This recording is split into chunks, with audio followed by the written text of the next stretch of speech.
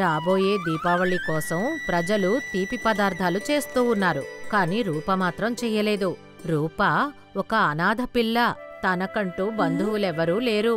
ఆ గ్రామ ప్రజలే తన కుటుంబీకులు.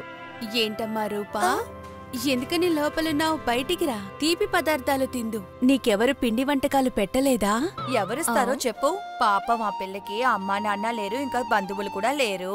రూపాకి తనకంటూ బంధువులు ఉన్నారో లేదో కూడా తెలీదు. నాకు బంధువులు ఉన్నారత్తయ్యా. వాళ్ళు దీపావళికి నాకు స్వీట్స్ బహుమతులు తీసుకొస్తారు.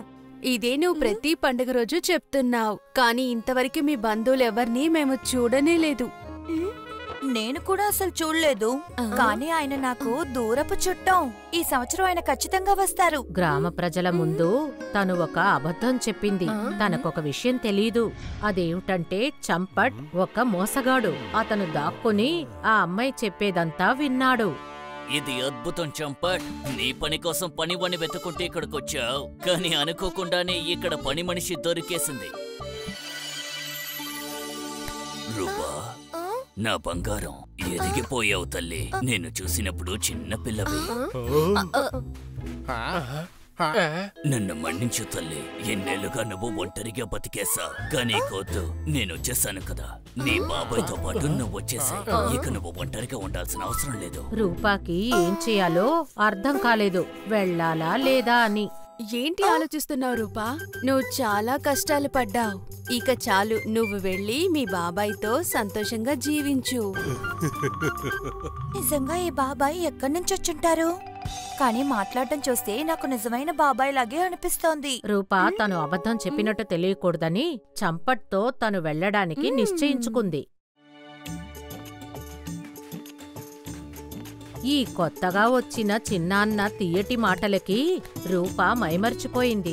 అంటే చంపట్ చెప్పిన ప్రతి మాటని నమ్మసాగింది. తను తిన్నగా చంపట్ ఇంటికి వెళ్ళిపోయింది.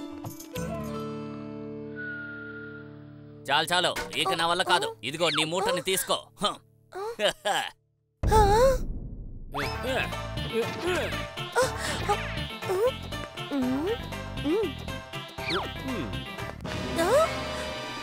అవును, నువ్వెవరు? చంపట్, నేను నీ నకిలీ బాబాయిని. ఏ మూర్ఖపు బిడ్డ, ఇక నుంచి నువ్వు ఇక్కడే ఉండాలి. అన్ని పనులు ఇక నువ్వే చెయ్యాలి. ఇక నుంచి తప్పించుకుని వెళ్ళిపోదావు అనుకోకు. వెళ్ళి పని చెయ్యి. తర్వాత నువ్వు మా అమ్మని జాగ్రత్తగా చూసుకో. ఆవిడికి వినిపించదు, కళ్ళు కనిపించదు. ఇదంతా చూశాక రూపాకి అర్థమైంది తను పెద్ద తప్పు చేసిందని. తెలియని ఒక వ్యక్తిని నమ్మింది అని. కాని రూపా చాలా ధైర్యవంతురాలు. అక్కడ్నించి పారిపోవాలని నిర్ణయించుకొని తర్వాత ఒక పథకం వేసింది. ప్రయాణం చేసి రావడం వల్ల నేను చాలా అలసిపోయాను. నేను కాస్త విశ్రాంతి తీసుకుంటాను, తర్వాత పనులన్నీ చేస్తాను.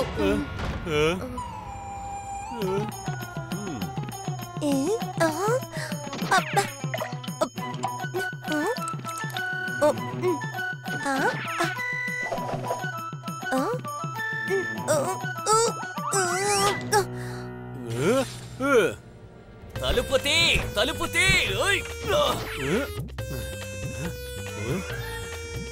అరే,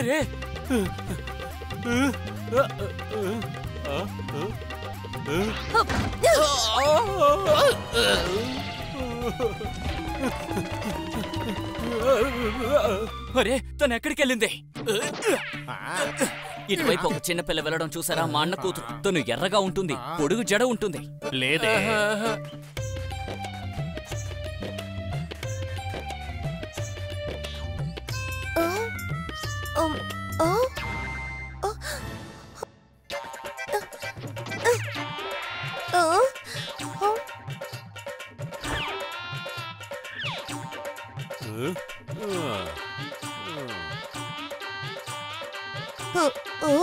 ఇక్కడ ఊరికే నిలబడ్డానికి అనుమతి లేదు. ఇది ధర్మస్థలం కాదు.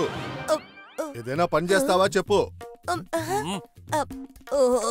అవునవును, పనే కావాలి. నువ్వు ఇక్కడే నిలబడు. ఎవరైనా దారిని వెళ్లేవాళ్ళు వస్తే వాళ్ళకి గది చూపించు. ఎంతమందిని నువ్వు చూపిస్తావో అన్ని బంగారు నాణాలు దొరుకుతాయి. సరే సెడ్జీ.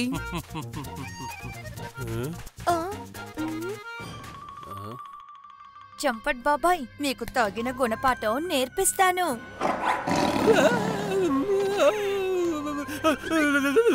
అరే బాబాయ్, ఏమైంది? సింహం సింహం. సింహమా? మాకిక్కడ అవన్నీ అలవాటైపోయాయి. నేను చెప్పేది విని మీరు ఇక్కడే ఉండిపోండి. సింహానికేంటి, దానికి కావాల్సిన ఎర కావాలి అంతే. ఎరా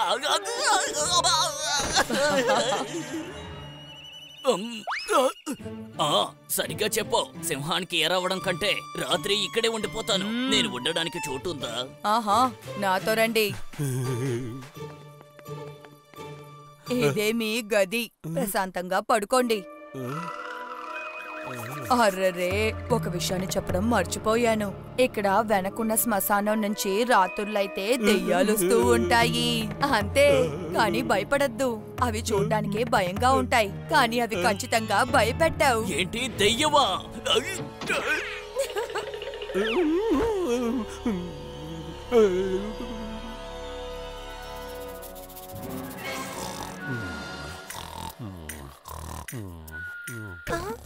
ఇక మీదటే ఉంది ముసళ్ళ పండగ.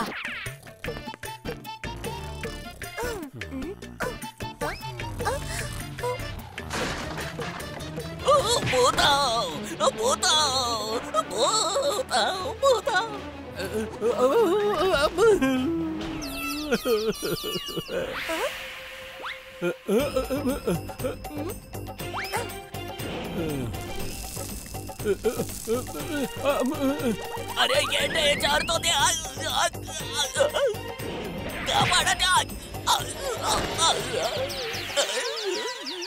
నువ్వు నన్నే ఏమారుద్దాం అనుకున్నావా? ఇప్పుడు నేను ఏం చేస్తానో చూడు.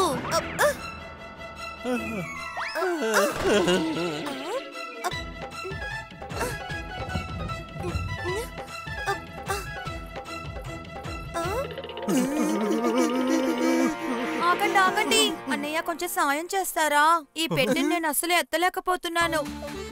కానీ అందులో అంతగా ఏముంది, ఎత్తలేనంటున్నావు? నేనేమని చెప్పను. నేనొక పెళ్లికి వెళ్లి తీరాలి. అక్కడికి కావాల్సిన బట్టలు నగలు అన్నీ ఈ పెట్టెలోనే ఉన్నాయి. నేను సమయానికి అక్కడికి చేరుకోకపోతే మొత్తం తలకిందులైపోతుంది. అన్నయ్య ముంగి, దొంగతనం చేయాల్సిన సమయం వచ్చేసింది. ఈ అవకాశాన్ని కనుక వదులుకున్నాము, మనం దొంగలని చెప్పుకోవడంలో అర్థం ఉండదు. నువ్వు చాలా సరిగ్గా చెప్పవు చుంగి. తప్పకుండా, కానీ కొంచెం తాగడానికి నీళ్ళివ్వమ్మా. ఇదిగో తీసుకొస్తాను. రూప నీళ్లు తీసుకురావడానికి లోపలికి వెళ్ళింది. ముంగి చుంగి వెంటనే ఆ పెట్టెను ఎత్తి అక్కడి నుంచి పారిపోయారు. రూప ఇప్పుడు బయటకొచ్చింది. తర్వాత నవ్వింది. అప్పుడే వెనక నుంచి లాల్చన్ బాల్చన్ అక్కడికి వచ్చారు. అమ్మాయి, మేము ఇద్దరు దొంగల్ని తరుముకుంటూ వచ్చాం. వాళ్ళు ఇటువైపు ఏదైనా వచ్చారా? అవునవును, అటువైపే వెళ్లారు. వాళ్ళు నా పెట్టెని కూడా ఎత్తుకు వెళ్ళిపోయారు. ఈ దొంగోళ్ళున్నారే.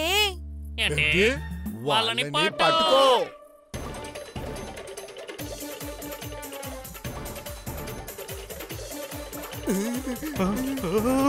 అని అచ్చుంగి, వాళ్ళు మనల్నే తరుగుతున్నారు. ఈ రోజు మనం తప్పించుకున్నామంటే మనం ఇంకా దొంగతనం చెయ్యొచ్చు. ఇది తీసి అక్కడ పడేయ్. తర్వాత ఈ విధంగానే రూపాకి చంపట్ నుంచి శాశ్వతంగా విడుదల లభించింది. నన్ను కాపాడండి, పెట్టెలో ఉన్నాను, కాపాడండి. తర్వాత తన ఇంటికి వెళ్ళింది. అంటే ఒక కొత్త పాఠాన్ని నేర్చుకున్నాక. అదేమిటంటే ఎప్పుడూ పరిచయం లేని ఒక వ్యక్తిని నమ్మకూడదు అని. అర్థమైందా? బిట్టు బిట్టు, చూడు, మీ నాన్న వచ్చేశారు. నా బంగారం. మీ అబ్బాయి చాలా ధైర్యవంతుడు. తప్పకుండా అచ్చో రూపాలాగే.